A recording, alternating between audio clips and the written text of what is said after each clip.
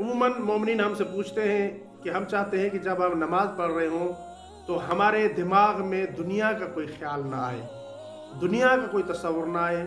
लेकिन सूरत हाल ये है कि जब हम नमाज़ पढ़ने के लिए खड़े होते हैं और तकबीर कहते हैं कि दुनिया के तमाम ख्यालात हमारे जहन में आ जाते हैं। यही सवाल जब शेखुल आरफीन हज़रत आयतुल्लाह उज़्मा मोहम्मद तकी बहजत रहमतुल्लाह अलैह से पूछा गया, तो आयतुल्लाह उज़्मा मोहम्मद तकी बहजत रहमतुल्लाह अलैह ने बयान फरमाया कि अगर आप चाहते हैं कि आप नमाज को हुजूर क़ल्ब के साथ पढ़ें, यानी खुशू व खुजू के साथ नमाज को पढ़ें, तो आपको चाहिए कि आप 24 घंटे अपने हवास खमसा पर कंट्रोल रखें।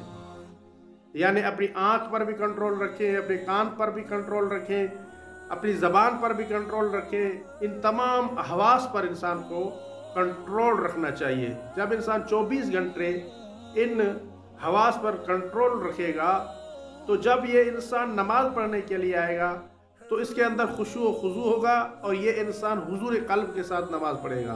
लिहाजा हमें चाहिए कि हम 24 घंटे यानी पूरा दिन अल्लाह ताला की याद में रहें और अपने हवा से खमसा को कंट्रोल में रखें। जब हम हवा से खमसा को कंट्रोल में रखेंगे तो हुजूर क़ल्ब के साथ नमाज पढ़ सकेंगे। अगर हमारी ये वीडियो आपके लिए हेल्पफुल रही है तो हमारे चैनल को सब्सक्राइब कर लें और वीडियो को लाइक भी कर लें ताकि हमें इस जैसी और वीडियो बनाने के लिए मोटिवेशन मिल सके।